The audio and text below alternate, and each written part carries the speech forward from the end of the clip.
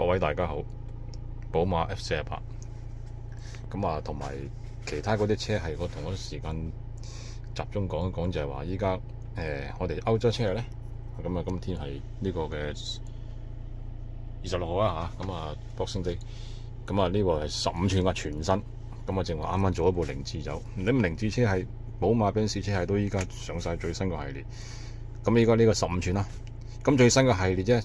就係話我哋依家嗰個 CPU 已經有咗升級，咁而家呢部係 Snapdragon 685 6納米台積電最新依家最 top 嘅 model 嘅 CPU， 咁啊比之前嘅680強上唔少啊！依家終於係6納米嘅 CPU 嚟嘅，咁依家呢個咧就啱啱裝好咗，咁啊搞掂咗啦，咁啊全部超快啦，超快嘅反應啦，咁啊原裝。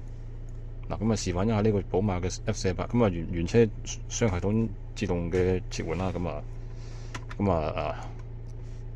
全部呢啲用翻晒，太空呢啲轉模上下手歌，咁你又聲嗰啲全部都可以用到噶啦。咁呢啲專上下切換啦，咁呢啲大家都耳熟能詳啦。只不過就話俾大家聽咧，依家呢個咧最新嘅系列咧，咁嗱寶馬車系咧，咁呢個最新嘅 ID9啊，咁 ID9嘅操作系統啦 ，Android 15嚟嘅呢一個，咁就嗱呢邊就可以轉模啦，嗱喺呢邊可以操作啦，轉模啊、藍牙諸如此類，有好多就可以切換去俾你選擇嘅，咁樣可以度睇翻啲片啦。咁呢度咧，呢度如果可以唔要啦，咁啊將呢個揀做咩咧？嗱，咁我可以支援自己嘅鏡頭啦，原車嘅鏡頭啦，咁啊入即有嘅，係冇延時嘅。咁呢啲時間呢啲啊，用翻我哋 Android 嘅時間啦。咁呢個自由窗口可以選擇功能嘅面板啦，可以擺地圖落去啊，高德啊，或者其他 App 支援咁樣啦。呢度咁樣樣，咁我應該用翻呢個，我哋用翻呢個擺翻呢個嚟好睇啲。咁呢個毛咧都可以轉嘅，後入邊嗰個壁紙嗰啲，即係嗰個上面呢度啊，個背景嗰啲可以切換嘅。咁啊 Snapdragon 685啦，6納米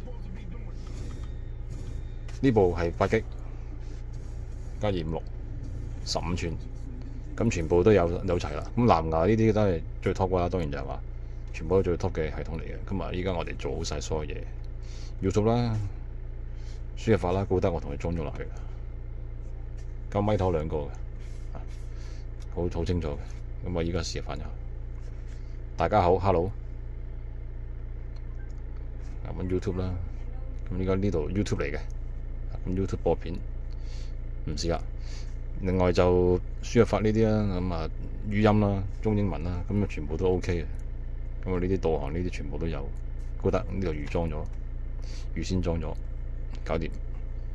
咁啊〜除咗呢個15寸之外，常規嘅12寸半啦、10寸半都有嘅。咁啊680 CPU， 嗱咁啊大家自己衡量啦。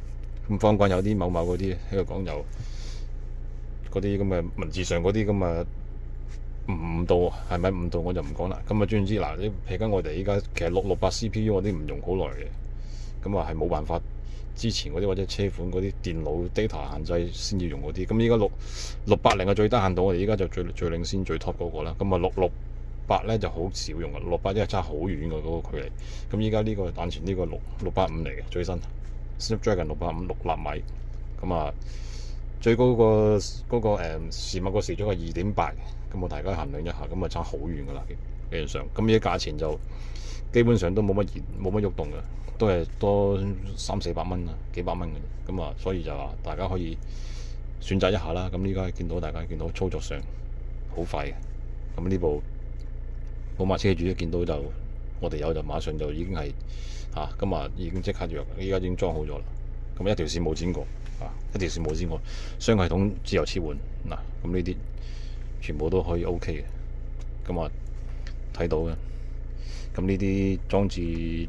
嗰個情況，咁啊就話係呢部 Android 14係啦。咁啊頭先凌志嗰部就 Android 15嚟嘅。咁啊 Android 14，其實我又比較中意 Android 13添，我自己用嘅 Android 9啊，咁當然呢個 Android 幾多其實咁一啲都唔緊要，兼容性嘅問題。咁依家原車呢個啦，原車呢個可以隨時撳翻 menu 啦，收音機嗰啲啦，咁啊非常之沉氣啊！嗱，咁啊撳毛轉啦，轉翻自己嗰個